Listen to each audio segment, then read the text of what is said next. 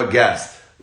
Hey. It is 8 a.m. here in California. Guess what? It's Wednesday already. I bet you didn't know that. Andrew always somehow first on the line. Jake always second. Good morning, everyone. How are you? It's going to be an extraordinary week. This Friday, free training. byoq, bring your own questions. I'll bring the answers. We got it pinned right there. If you did not catch, hi Colleen. I see you there as well. If you didn't catch last week's training, buy low, sell high. Margins of millionaires are made by buying low and selling high. Get the free exercise. Just email me, david@dmeltzer.com, or join my text community if you want to stay up to date with everything going on. 949-298-2905. It's all free. Hi, Lexi. Good to see you as well. Evan, welcome. Shalom. Shalom. Shalom. Alrighty. Kylie, welcome. All right, let's hit it. Question time. Which TV shows or programs do you watch? Well, do not watch anything stressful, negative after 9 p.m., right? That's my wind down routine. I normally watch Joel Osteen is my number one program. I did like Ozarks, Yellowstone. I'll watch programs that my wife does and do emails while I watch to spend time with her. Stay away from the news. I seek the news. I don't watch the news. So I seek the data that I want, determinative upon what data I'm looking for. And so I don't listen or watch the news. I seek it. But my favorite movies I watch all the time, everything from Rocky to Rudy to Greatest Showman, things like that. I try to watch, but Joel Osteen's probably my number one go-to of what I watch every day. I think he's a tremendous performer and great messages. What are you looking forward to this weekend? Every day's a weekend for me. So every day's a holiday to me, and every day is a day that I have activity I get paid for. I have re-segmented my mind so that every day has all the components that I love. I love activity I get paid for. I love activity I don't get paid for. I love spending time with my family. I love spending time with my health. And so there is no end to my week. There's just today, and my tomorrow starts today with the things that I do are always under the context of how, number one, it aligns with the inventory of my values, but two, of how it's going to affect my tomorrow. Being kind to my future self, obviously, by being kind, it affects my tomorrow and doing good deeds as well. Book that changed your life, A Course in Miracles, Power of Intention, Think and Grow Rich, just to name a few. All great books. Surrender Experiments, Atomic Habits, all other ones as well. Best tips for beginning a business during this time. Find the capabilities that you have and align them with what's either doing very well right now, align them with what's stable right now, or find what you think will be doing well, what will rebound, an emotional rebound that will be doing well in the future. And if you align your capabilities, skills, knowledge, and desire to that, you'll know where to start your business. Keep two things in mind when you start in business. Number one, your main objective is to stay in business, and two, to build a business that lasts a lifetime. That doesn't mean you're going to stick with it for a lifetime, but you want to build it as if you want it to stay with it for a lifetime. That'll maximize the shareholder value and give you the most of opportunities and options that were there. What's my morning routine? I have two routines. I wake the standard routine when everything is normal. I wake up at 4 a.m., meditate for 20 minutes, get ready. I then spend an hour minimum on my health. I then spend an hour and a half on research, studying my calendar, studying the things I have planned, I don't have planned, and my sleep for tomorrow. I then spend an hour with my family, uninterrupted, turn it off. Then I execute on the student of the calendar. Once again, at the end of the day, an hour and a half with the family, turn everything off, an hour and a half studying again for tomorrow, and then my wind down routine. I then also have an adaptable routine that are based off of my values. So minimum adaptable routine when people are in town, parties, whatever, holidays that are from the government, things that are different. I spend a minimum of an hour a day on my health. a minimum of 30 minutes with my wife, 30 minutes with my 10-year-old, 2 minutes with my daughters. I asked for 10. I got 3 teenage daughters. They wanted only 2, and then 1 minute with my mom every day to tell her I love her, appreciate her, and I'm happy and healthy. And then 10 minutes minimum a day on student my calendar, and then execute the best I can on what I have planned, what I don't have planned in my sleep. Routines, 2 of them, allowing the reality that shit happens. All right, let's see here. We are going to go live with my @bfiggy people. Braden, Chad, are you guys here? I'm looking. Should be online. See if I can go live with you guys.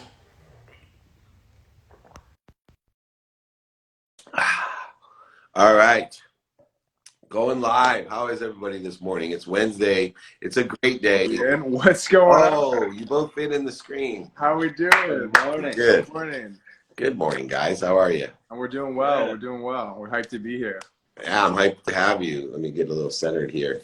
Right on. Well, you guys have your own digital production company, and I imagine things have taken off during this compressed time of uncertainty and accelerated change. What have been the biggest differences in your business with the pandemic? I mean, I think really just sitting down and thinking about who we want to provide the most value to and who we can help out the most with our work, you know? And so when we started this, we were kind of broad on what we were creating, and we've really narrowed down over the quarantine and kind of dialed in, you know, exactly what our style fits the best for. And we've really taken advantage of how much people's attention are on the phone, you know, nowadays. So everything is on the phone, and that's where, especially people our age and below, everything is consumed on the phone. You know, we're not really seeing as much big picture television ads being made. We're seeing everything created for social media. Absolutely. Now, one of your clients, as you create social content for them, is Jägermeister. We did. We created an ad for Jägermeister back in, I want to say 2019. And it was for a campaign that they were running with artists. So they had all these artists, and each artist had to create a piece that was unique to like Jägermeister. And so we made a little short, about a minute ad for them. It was really cool. It was very fun to work with them. And they pushed it out on social. And they did really well. It was awesome. Yeah, I saw that. I was like, thank God these guys weren't around when I was working with Jaeger, because that may have been the end of my career. We could have done a video called Suburban Dads Gone Wild. I had a Jaeger tap in my backyard, and 100 middle-aged men on Jaeger is not a pretty sight, but it is a great video. That's funny. That's amazing. That's great. Yeah, we got to collide worlds. Anyway, you guys have been doing this for a few years. I particularly think we're at pre-chasm that people can't even fathom how big the consumption of content on whatever medium it is. Today, it's the handheld device. It could be wearables in the future. It could be insertables before you guys finish your journey, being able to project out what you want, more synergistic to how the human body works, actually, believe it or not. In that context, you know, how much content do you think is enough content if you're trying to build a brand, either personal or a corporate brand? You want to take this one?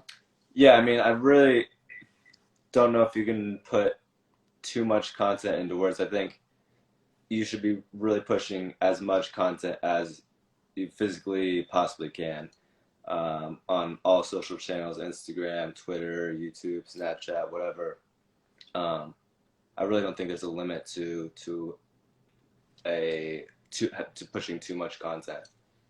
Yeah, I wanted you guys to make that point, because so many people that I work with, especially the older people, they're embarrassed by their own content, right? They're like, well, people think I'm bugging them. They think that, you know, and I keep on telling them, as Gary told me when I started, more content, more content, more content. I'm like, dude, I'm annoying people. Like, they don't want to see that much content. And then when you kind of turn the corner, you realize I haven't even scraped the surface of the 4.4 billion people out there. And if I really want to build a community. And to that point, like, if they don't want to see it, they'll unfollow you. You know, the people that want to see your work are following you to see it every day, right? So, I mean, and I think that was like a thing that I realized when I was just posting more, and I started to realize that people were liking it more. Like, keep these coming. The people that wanted them more. People don't want them to leave, and that's fine. You don't want those people anyways. You know, you want people that are getting value out of the work that you're putting out. And not every follower is going to see every single post as well. Yeah, and I think the word follower is going to take on its own, you know, life as we move forward, you know, and understanding the analytics myself as a traditional marketer, a traditional advertiser, a traditional consultant, I'm looking and understanding eyeballs compared to following, compared to ambassadorship. And then within the context of that, what's demographic currently compared to perpetual. So what I mean is that you can create and stimulate interest within the context of TikTok, with a 12-year-old who, if you are a long enough thinker, you may start a strategy by creating certain videos as a 12-year-old just to raise awareness. They may not follow you, but they may know you. No, and then definitely. If they grow, you can, build a relationship that's monetizable by the time you're 32 if you have a 20-year plan. And they won't be on TikTok in 20 years, but they'll be involved in YouTube or some other content that they're trying to get inspired by. We were talking to a friend, and I mean, the main reason that I had originally gotten on TikTok was I was making like funny videos, and we started to, kind of change the strategy of that, and we dialed it into like creating content for the people could learn stuff, the filmmakers could learn stuff about, and realizing that those people that we're teaching right now, they're the filmmakers of tomorrow. All these kids are in high school, college, like they're the kids that are going to come out and work for pro sports teams and create their own businesses like that. And so I mean, just being in their heads right now that we're the ones making this type of content, I think is good. And just like you said, they're, if you're creating real estate content on the app, those are the buyers of tomorrow. Yeah.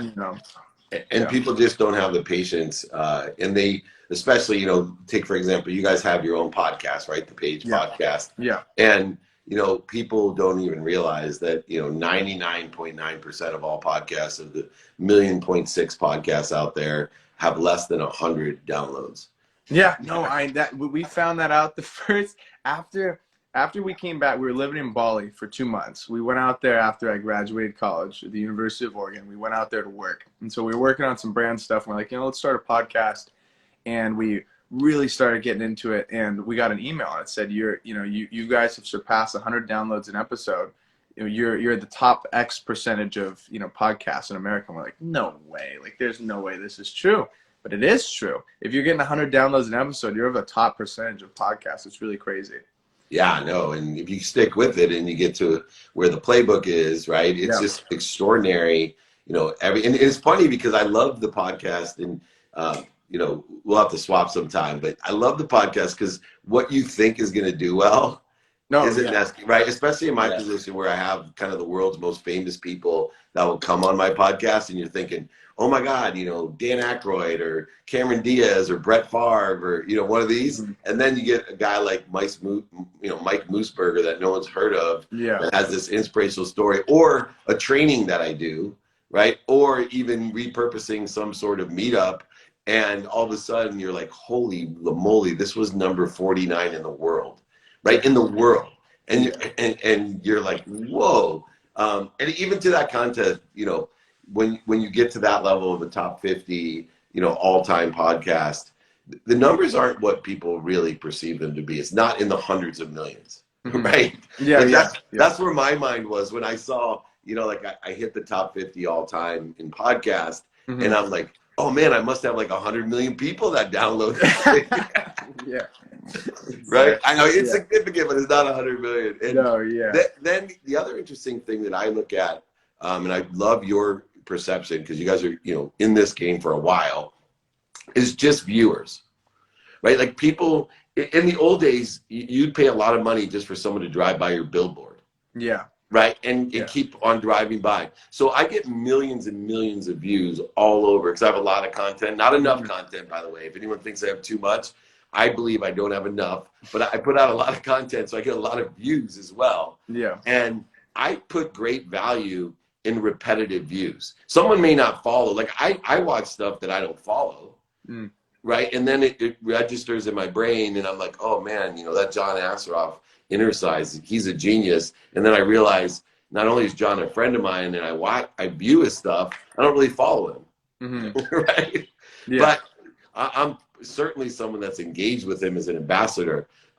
Where do you see the context of viewers, followers, and then ambassadors?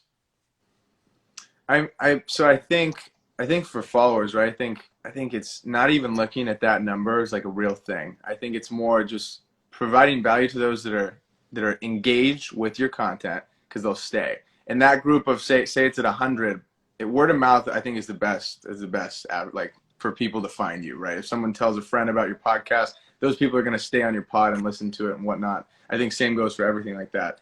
And then, I mean, as far as likes and stuff like that, I think that if the people that are seeing your stuff and they're engaging with it and they're loving it, I think you really push hard into that niche, whatever that type of content is. You understand that, okay, this is doing really well. People are liking this. Why are they liking it? Analyzing that, and how can we scale this to produce, instead of 2 pieces of this a week, 10 pieces of this a week, and so on.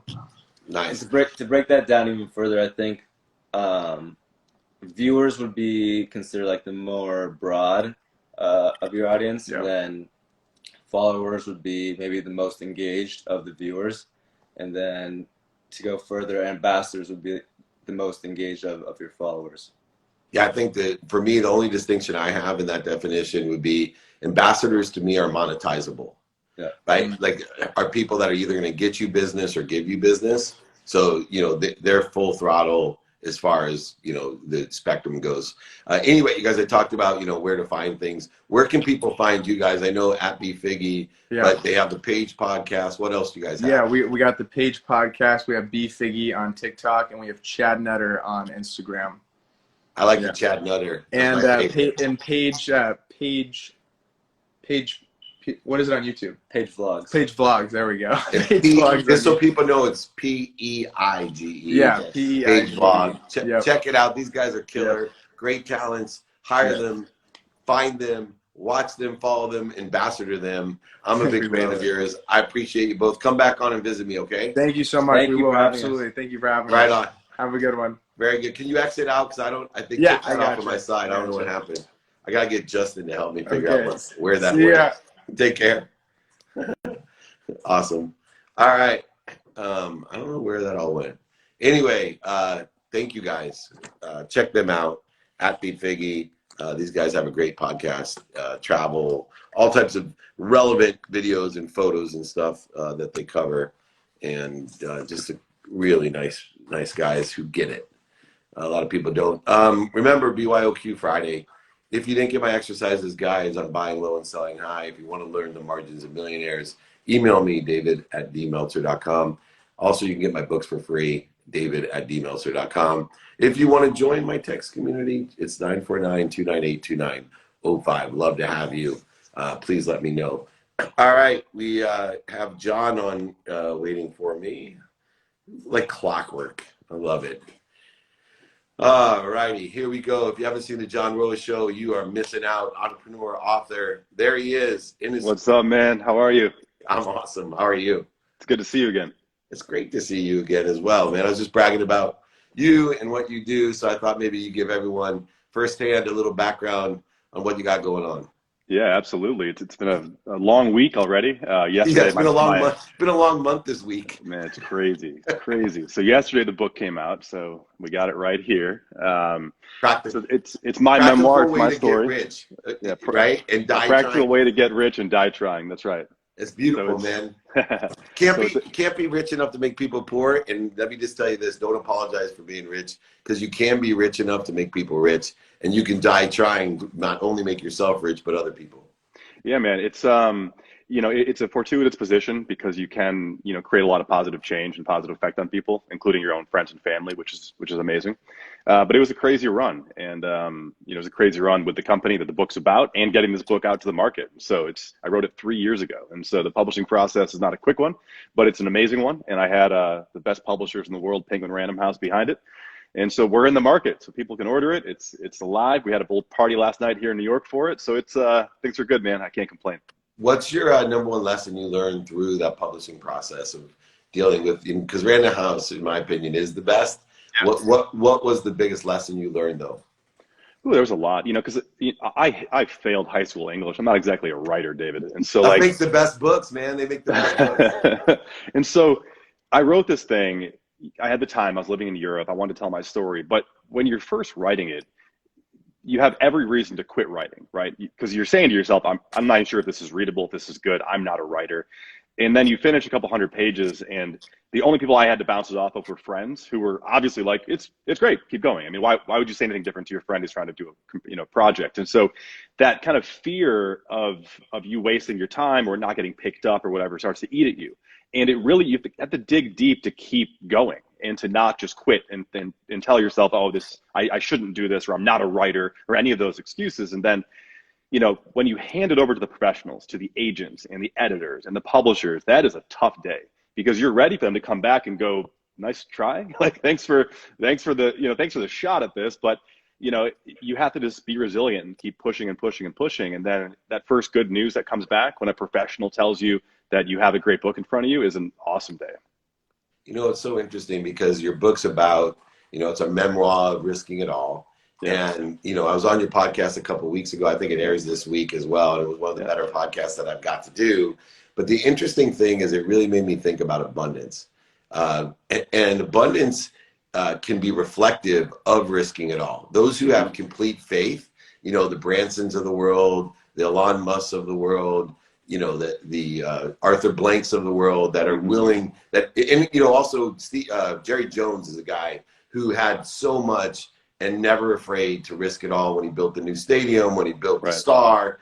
And then you have the other side of it. And I've been blessed in my life to be one of the few people I know that have experienced both. And it's really interesting because I had to reflect when I was with you and from your book that when you grow up with nothing, you actually learn that it's okay to risk it all because you have nothing to lose. It's true. Yeah. Right. And then that carries forward to, are you willing to do it when you got something? Yeah.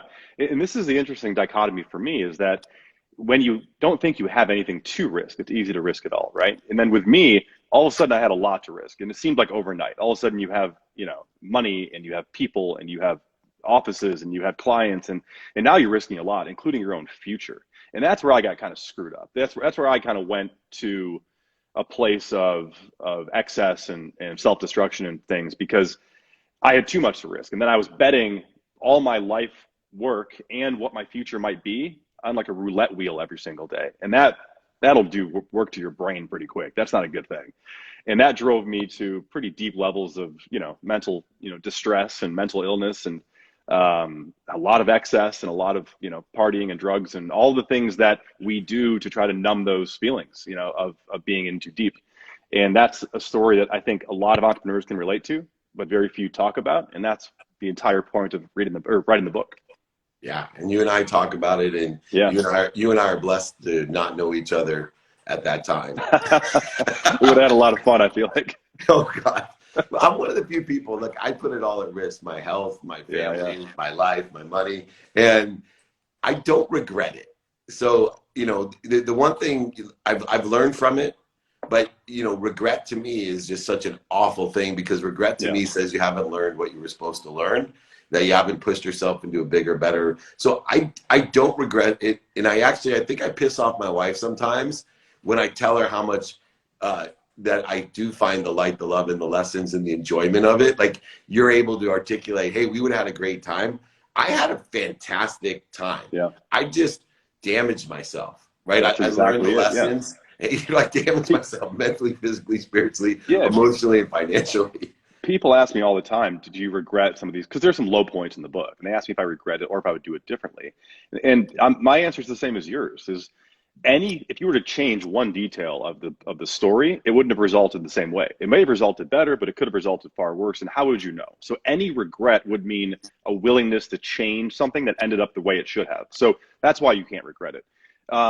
Are there things that are regrettable? And insofar as like I didn't need to do that, yeah, there were plenty of those things. Were some of them still really fun? Yeah, they were. Let's be fair, but it doesn't mean they need to still be fun. And I think that's the evolution we need to kind of go through as people. Well, and also look, people love lessons and stories, and your book has great lessons and great stories. And being able to allow people to live through you without damaging themselves.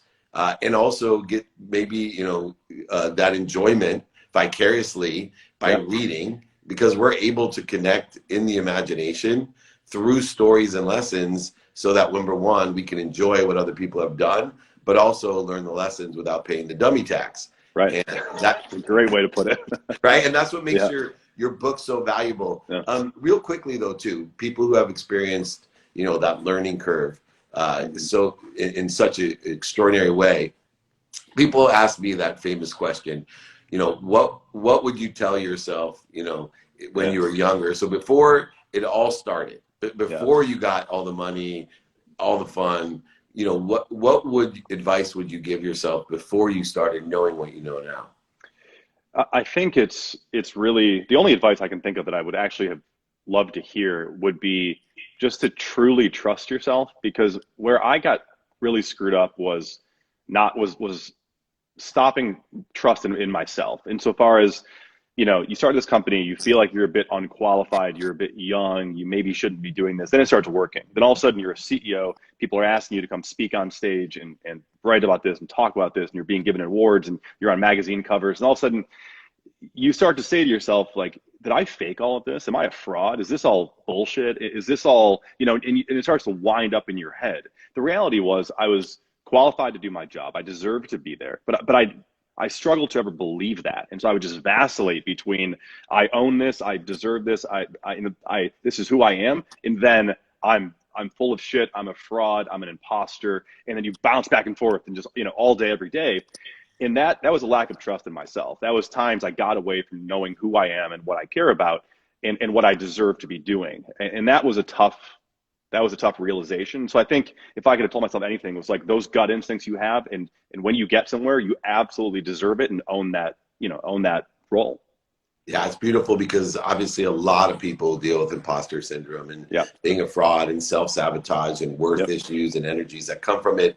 One of the saving graces and lessons that I learned in that blend was rule number 6 from the Xanders, right? That don't take yourself so seriously, because that resolves the imposter syndrome and then allows you to go ahead and I think align with the awards and the things that you know what they mean and the value that they give you. Right. And you also, I think, know what it means to other people. And what I started looking at is, if that means a lot to you, then that says something about you. It says nothing about me. So if I win, you know, the Ellis Island Medal of Honor, right, because I know 5 board members and they all love me, right? Well, I earned the relationship with 5 board members of the Ellis Island and their respect. But I know what it meant to win that award. But moreover, what I love about it is it tells me about the people who, oh my God, you won the Ellis Island Medal of Honor. And so that's why you want to do business with me, because I won that award. What if my dad was on the board and that's why I won the award?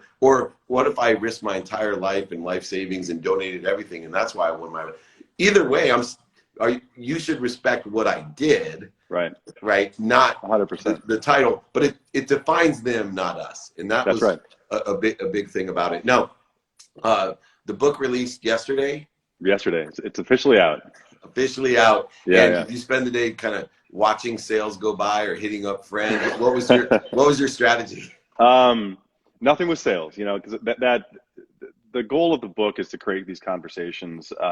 You know, listen, I'll have spent far more money than I'll ever make on it, you know, just because you're a real author now. Congratulations. Exactly. That's the lesson that I want people to hear. Exactly. Yeah. That's why I decided to give my book away. I'm like, I'm not even going to pretend to try to make money. I know. And for me, you know, I wanted a major publisher. I wanted a global release. I wanted to be in bookstores. And so but at the same time, you know, we're also putting tremendous amount of time and effort and money into getting it out there and spreading the message. And so yesterday was, you know, I had some friends coming from out of town, so we got to hang out with people. We had a little party on a rooftop here in New York, which was amazing. Felt kind of normal for a night, even though you're still getting masked up and stuff, but like, just felt nice to see people. And honestly, just starting to hear feedback, people who are reading it, people who are listening to it. It's the coolest feeling in the world to get the feedback from people who are experiencing the story in real time. And so I read all the DMs, I read all the messages, all the emails, and that's what I spent the day doing, was connecting with, you know, family and friends and hearing people's feedback. And so somebody asked for the name of the book. So here it is again. It's called A Practical Way to Get Rich and Die Trying. And it's on Amazon and I think most major booksellers, and some people sent pictures from it in the store, so you can actually pick it up in person, which is a surreal feeling. I haven't seen it on the shelf yet, but I do hear it in stores. So that's awesome.